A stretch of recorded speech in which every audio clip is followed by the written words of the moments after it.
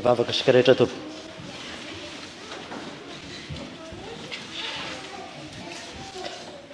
Saotranao zahay re Jesosy tomponay, noho ny fitiavanao sy ny famindramponao mahazo izao alaka misy masina izao, sarovanay indrindra ny nanekenao ho faty solonay, hanananay famelan-keloka, hanananay fiainana, tsaronany aretanao tao Getsemane nandohalika ny vavaka ho anay, azaona miatrika koa ilay lalany azo fizaliana. Saotra Jesosy, fa na dia mafy sy mangidy aza ny aretanao dia tsy niala tamin'izany ianao noho ny fitiavanao anay mpanota. Ampiko zahay mba hahatsapa ny alaliny sy ny asarbidiny zany fitiavanao zany, ka tena iankina sy atoky anao amin'ny androm-piainanay, ka tsy lalao fahotana sy faratsiana, fa tena andeha amin'ny fiainana feno fibebahana, ny fitondrantena masina sy madio, mba hatraranay ny fahasambarana mandrakizay. Anaran'i Jesosy, amen. Voalohany indrindra ry abana dia sotran'Andriamanitra isika mahazo ity alaka misy masina ity, izay ao anatin'ny herinandro masina moa isika, koa dia rary ny raha mifampiaraba tratra izany fotoana sarobidy izany. Ny tompony mbola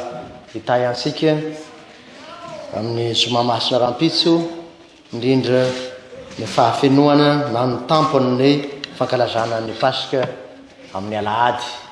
Rahabasady tratra izany fety lehibe izany dia ny Pasika, izay fankalazaina sady moa manomboka androany. Ny ten'Andriamanitra voalatra ao anjarantsika dia ny Jaona 7:20, ny andininy voalohany ka hatramin'ny andininy 5:20. Jaona 7:20, ny andininy voalohany ka hatramin'ny andininy 5:20. Izao vaky ny teny amin'ny anaran'i Jesosy tompo. Ary talohany andro firavoravoana tamin'ny Pasika, satria fantatsy Jesosy fa tonga ny fotoana hialany amin'izao tontolo izao ho any amin'ny ray, ary efa tiany azy izay amin'izao tontolo izao izy dia tia azy hatramin'ny farany. Ary raha mbola teo amin'ny fisakafoanana hariva, ary Jodasy Iskariota zanaky Simona efa nomeny devoly-saina, raha teo mba hamadika azy, sady fantatsy Jesosy koa fa ny ray efa nanolotra ny zavatra rehetra ho eo an-tanany, ary Andriamanitra no iaviany, sady Andriamanitra no koa no iverenany. Dia nitsangana ny alina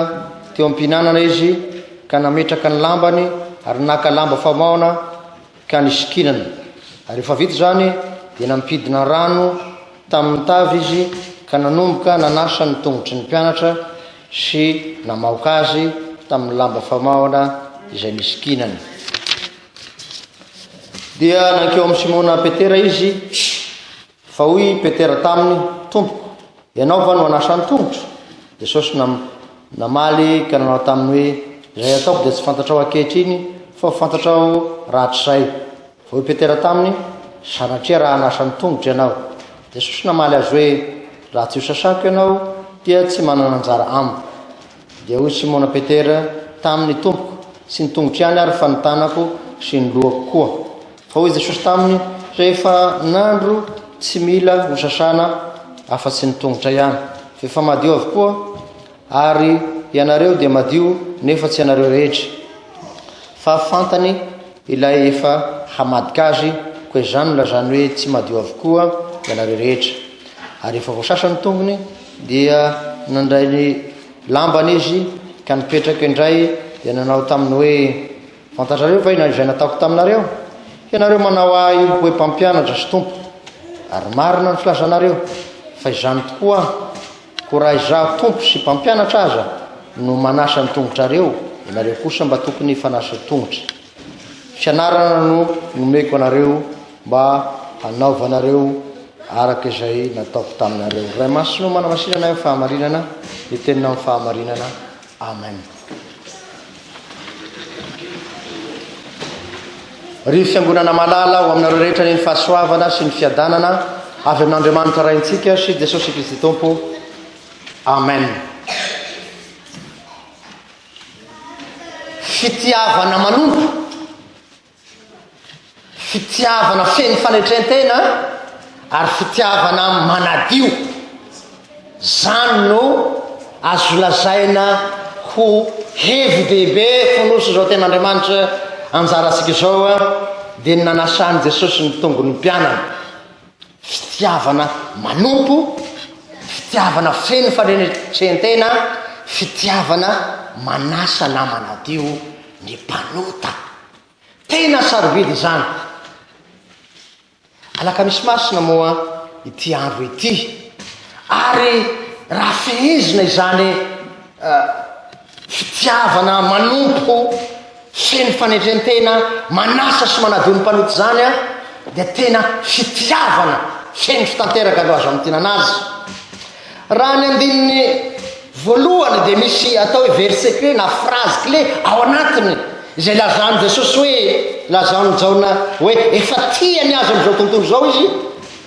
dia tia azy hatramin'ny farany. Tsara io voambolana io, mamy io andininy io, tianao zay efa azy izy ary tianao hatramin'ny farany. Azy zany indrindra ny antony alakamisy masina tena vonina tanteraka Jesosy hiatrika ny Golgota, hiatrika ny kapoka, hiatrika ny fandatsana samihafa, eny hiatrika ny fahafatesana eo amboniny azo fizalena zay faratampony ny fitiavana. Azy zany no amerenany eto amin'ny andininy voalohany efa tiany azy amin'izao tontolo zao izy ary tia azy hatramin'ny farany. Tomamerina ny filazany Jeremia amin'ny Jeremia toko faraka amin'ny telopolo hoe sy ny andininy fahatelo fitiavana manak'izay no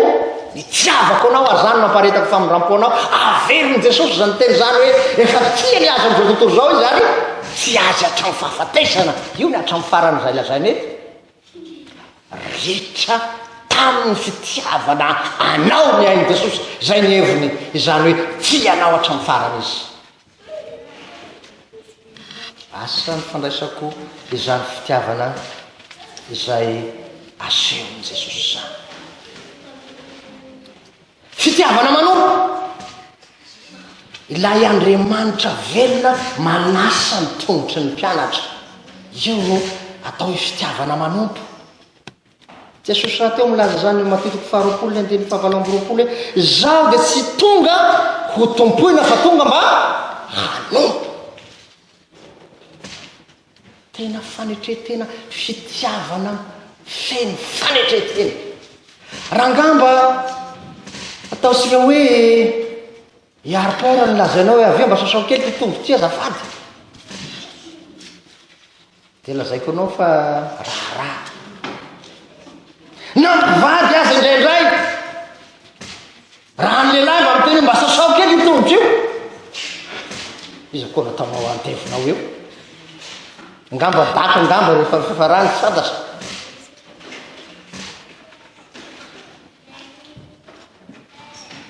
Fa ity fitiavany Jesosy ity dia tena mamono ny atao hoe fireharehana, fiavonavonana, ny fanandratantena ary tsy hain'ny olona tsy manana ny fanan'Andriamanitra ny hoe andeha hidina hanasa ny tongotry ny namany na tongotry ny vadiny na tongotry ny mpiara-miavona aminy. Zavatra sarotra zany. Teo amin'ny Jiosy dia asa nandevo izany fanasana tongotry zany. I Paul dia mba nanray eny eo koa amin'ny epistiliny, raha vao manokatra ny epistiliny Paul dia ny hoe Paul mpanompon'i Jesosy Kristy. Ny mpanompo eo raha tena dika dia dinos andevon'i Jesosy Kristy.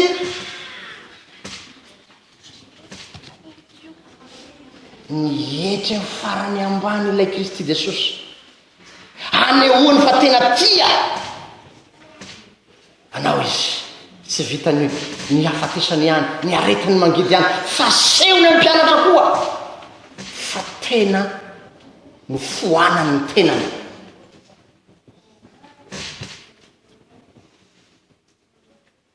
Tongotra hoe indraindray rehefa elaela mafana ny andro mandehandeha tongotra lavalava ianao nataosika hoe nanao nandeha voyage nialava Madagasikara tonga eto mandramana am'izay mba reraka ianao de hoe mba akaosa rano mafana miteny vadinao ohatra de angamba tena zay tongotra ao zay angamba tena misy fofona zay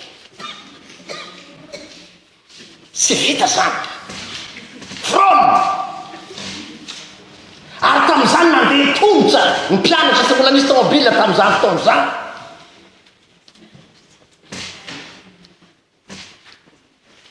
nalavitra ery areo tongotra io de fa renao fofony maika fa iolotra io hanasa tongotra inona ny afatra tiany Jesosy mainty ramina namango azy ianao tiany foana ianao saropidy zany fitiavan'i Jesosy zany ao anatin'ny mahampaloto indrindra mahamango indrindra maharasy indrindra eo Jesosy mitonga maneho fitiavana ho antsika olombelona dia rehefa metimety le olona dia tena tiavina moa zany fa rehefa tsy metimety tsisy mivola marary ataosika hoe tsy mahita sara fa somerana risana eritaona tsy dia mazava tare sara io namana akaiky io fa rehefa mety ny atao dia mandeha riserisy fa ilay Jesosy kosa ny afatra ampitainy amintsika androany dia hoe ao anatin'ilay tongotra nahoana moa ny tongotra ny fidiana hanehoana indrindra fa na dia zay ivelao maloto ao mitenanao azy nanaiky niditra tamin'izany Jesosy ilay tongotra sy ny fahalitoana dia imazina sary ny fahotan'ny mpanoty zany zay eken'Andriamanitra ho sasany sy dioviny sambatra loatra manana Jesosy tsy mba miavinavina tsy mba manandra-tena tsy mba mirehare ary io no afantarana ny olona tena manana Jesosy amin'ny fiainana iria ary io no tena toetany fitiavana lay maneho tena fa raha vo ny olona misy toerana ipetrahana na asa tsaratsara-nanana na firazanana ambonimbony na toerana mametran'Andriamanitra azy ka miavinavina na mirehare io tany tena no zao eritrereto fa tsisy Jesosy zany fa ilay tena Jesosy manasa ilay tongotra maimbo midina ambany ilay tena Jesosy mamono ny égocentrique sy frère rehetra ka na izy na iza iseho ho mpanompon'Andriamanitra ka ilay frère sy tiavina vonana zao ny firazananay zao ny toerana misy ahy zao ny toerana sao tsy zany ilay Jesosy fa nitoetra amin'ilay Jesosy ilay tongotra maimbo maloto io ny sasany amin'ny tanany ary zany no ampianarin' Jesosy fantatrareo ve zay zavatra nataoko zao no Jesosy fianarana no avelako ho anareo fa sangy matetika ny toetra ny olombelona tsy mahafantatra anahy tsy fantatrako hoe itoerako tsy fantatrako hoe firazanako zay kely taranak'andriana avy ananiny ary tsara ny taranak'andriana tsy rasy zany fa la iandriany ny andriana la Andriamanitra ny Andriamanitra aza nidina nasa tongotra ianao koa manetreteny eo mba ny tana maherin'Andriamanitra mba nandratany anao ampitoetrandro aza mirehare fa fiarahona lohan'ny fanavona sy ny manambara ny toetra ny devoly zany jereo tsara raha nakafanahy an Jesosy ny devoly de voninahitra no voalohany omeko anao zao voninahitra rehetra zao omeko anao zao tontolo zao fa ny fahafantarana amin'ilay Jesosy fitiavana ao anatiny dia ny mihetry hatrany fahafatesana nanehoan'i Jesosy faratampin'izany fanetretenany izany ity anaka misy masina ity dia misy teboka telo zay tiako resahana na da tsy voalaza ao anatin'ny texte asika aza zay matanjaka indrindra raha voalaka misy masina ny resahana ny voalohany zay fa voaresaketo dia Jesosy nanasa ny tongotra ny mpianatra ny faharoa dia nanendreny Jesosy ny fanasany tompo ary ny fahatelo dia ilay Jesosy nandohalika tao Getsemane zay ny afara tamin'ny fisamborana azy moa zany ny teboka voalohany dia ny fanasana tongotra dia tsy hafa fa ilay rano fanadiovana inona ny hevitranyzany ny rano araka ny soratra masina dia endrika anehoana ny fanadiovana ataon'Andriamanitra na ivelana anatiny tsy ilay rano mahavita ninnininy tsisy mahavita ninnininy rano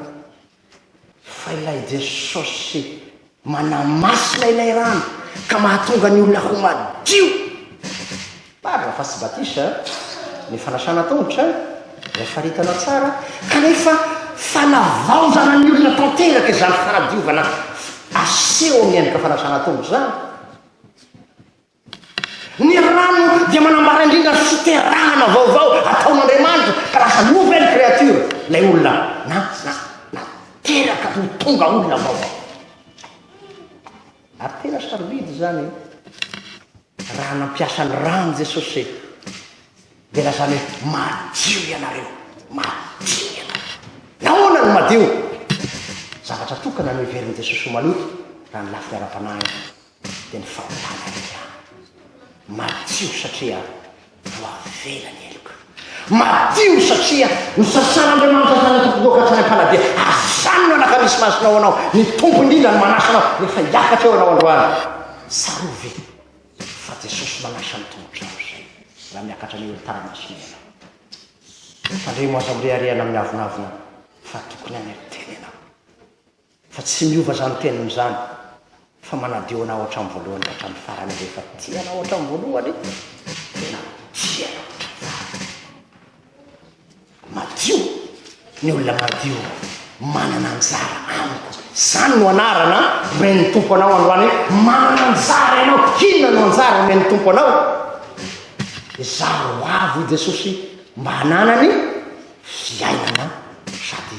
fiainana io no anjara omeny tompo anao ilay fiainana mandrakizay ilay famelan-keloka fensy tantera ilay fanadiovana zay omeny io no anjara omeny ary ny fahafenoany dia ilay satroboninahitra fiainana zay omeny ho an'ny mpanota zay voadio voasasa zany dia mitorantsika ao amin'ny teboka faharoany laka misy masina zay nanandreny Jesosy ny fanasany tompo zay lazany hoe raisy tianotenako tiano rako zay lasaka ao anareo famelana fanadiovana amin'ny teboka faharoa dia ny rano Kristy zay nadiovana ny mpanota azany mbola nasanana koa androany averina ngeta hita fa indro misy rano velona zay omena ao anao zay misotry zany ho sitrana ho velona ho madio ny rano Jesosy no manadio anao ary rehefa mandray zany ianao manana anjara any raha manatona amin'ny fomba bibaka marina dia zao zay manatona ny Jesosy tsy mba ho laviko misy ty zanako ty efa maty nefa velondra ary zay le hoe madio nydika dia hoe misangana ny maty ny tena heviny voavela heloka ny tena heviny mampivadanitra ny tena heviny zay le madio noho ny rano fanasana noho ny rano sy zay nanasananao ary zany ihany miditra miteboka fahakelosika dia nandroaleny tao Getsemane ahoana ny vavaky Jesosy tao Getsemane raha io raha sitrakao esory any midika pokamakity efa hitan'ilay kapoka lay rora lay lasa zay hanjoa azy satria manomboka mitelaka misy masina ty dia samborona Jesosy nokapohina nasina ty amaina ny mpandinika sy ny olona zay mba nitariny fanahy na mahafantatra ny fomba ny kapohana an Jesosy dia karavasy zay misy ohatrany fanjaitra io mihodina amin'ilay karavasy ka rehefa kapohina am Jesosy dia mihodina amin'ny vatany Jesosy zany karavasy zany ny stomy miaramila dia mitondra nofo isaky ny kapoka tsy zavatra mora izany nampangororo an Jesosy tao Getsemane zany no ny fitiavana anao zany ny ridinitra toy ny rà lay rano voaka sahady ho fanadiovana izany rano Getsemane zany mbola tianao hatramin'ny voalohany izy tianao ankehitriny azy mbola ho tianao mankorohoro ny fanahy ho Jesosy kanefa aoka sy ny sitrapoka nefa nao atao i Jesosy fa ny an'Andriamanitra ny sitrapony fata in Jesosy amin'ny azy fizaliana mba azahoako mpanota fiainana mandrakizay ary olo masabidy Ary ampahasiarovina ny exodosy faharoa ambin'ny folo izay namonoana ny zanak'olony pasika ny alana tamin'ny fanandevozana tany Egipta hoany ny hany Kanana amin'izao alakamisy masina izao satria mialohan'ny pasika ity texte anjaratsika ity tsy zanak'ondro intsony no vonoina sy ny rano zanak'ondro no mahavelona fa ny lany ny rano zanak'ondron'Andriamanitra dia Kristy Jesosy zay lazay injaona toko voalohany andreny fasio amby roapolo hoe ino zanak'ondron'Andriamanitra zay manasotra ny fahotaitra ary ny apôstôly Paoly koa dia aminazy hoe voavono Kristy pasika ao antsika manomboka androany amin'izao alakamisy izao dia miaritra ny vono sy ny kapoka sy ny lasa Jesosy mba hahatonga anao sy hahatonga ana ho mpandova ny fiainana manakizay.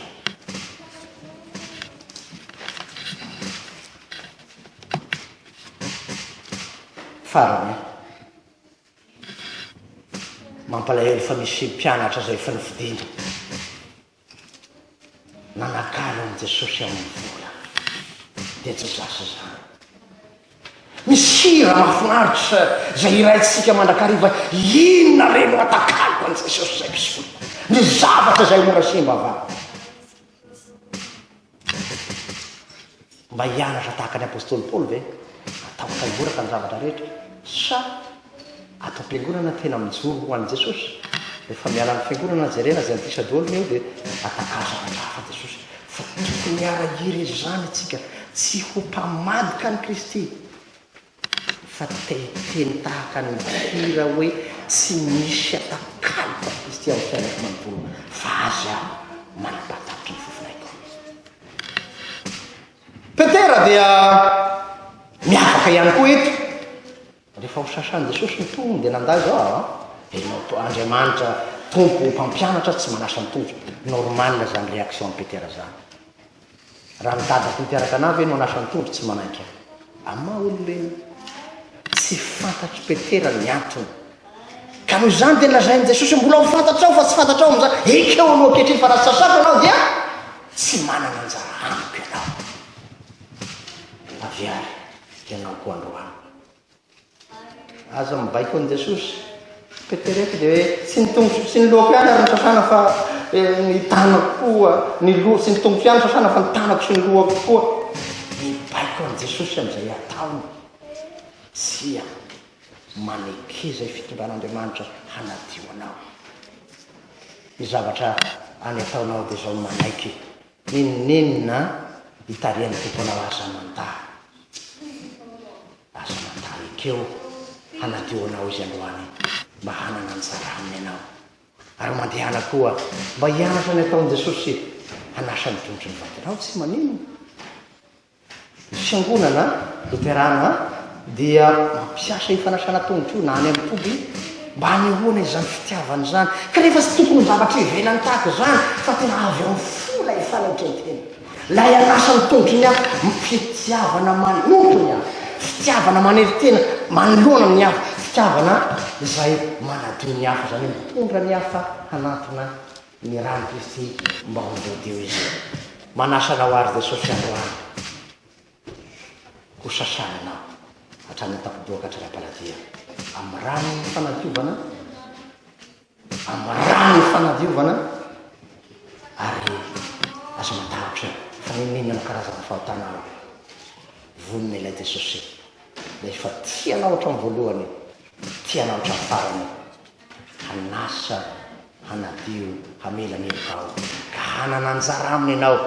amin'ny fiainanao manontolo tsy miara-panahinao ihany ny antohany rehefa miatroka anao izy amin'izao lakamisy masina zao fefa tiany azy hatramin'ny voalohany izy ary tia azy hatramin'ny farany hitondra fitahianao anao amin'izao fiainan'izao ary hitondra fiainana manakizay koa raha miala eto ianao zavatra iray aloha nangatany tompo aminao miova mibeba marito koa fa andray zany anjaranao amin'i Jesosy raha miakatra eo anao androany dia zao hoe te hanana anjara aminao ao Jesosy dia le anjara fiainana le anjara famelan-keloka le anjara sato-boninahitra fiainana zay voatokana ho an'ny olona zay voadio hatrany atapidoka hatrany ampandeha asany anaty rehetrarehetrany ianao asainy amin'ny feofeny fitiavana tsy avy tanisany fahotanao izy nanameloka anao fa hiteny aminao amin'ny feofeny fitiavana via fa raha dia mena tahaka ny zaka aza mitanao fosiako tahaka ny ora-panala zany no atao hifanadiovana avy amin'ny rano Kristy zao meny mpanota mibebaka rehetra foinonako zany aza matahotra fa tianao hatramin'nylohana izy ary tena mbola ho tianao tsy fitiavana molotra sy fisaramela sy fa fitiavana mivoaka ao anaty ka ny maimbo indrindra hatrany tongotra maimbo indrindra azy anehoana ny fanaingony fahotana ho sasana zany ho madio ka lasa olona vaovao ianao hitondra ny handritry Kristy amin'ny andro sisa iainanao voninahitra ao an'Andriamanitra zanaka fanamasina zay fahazatra mitalo indrindra ka mandrak'izay vavaka sika saotra Jesosy manaiky hiditra amin'ny fahamaimboana dia ny fahamamboana ihanadio zany mpamonjy io ataovy mahay mibebaka zay hiala amin'ny fahotana manamaimbo anay hitodika aminao Andriamanitra velona miarona sisa rehetra ay so ny vita io ho amin'ny rehetra ny fahasoava Jesosy Kristy sika sy ny fitiavan'Andriamanitra ray ary ny firaisany sy ny mbola amin'ny faranasatry ny bloka mandrak'izay amen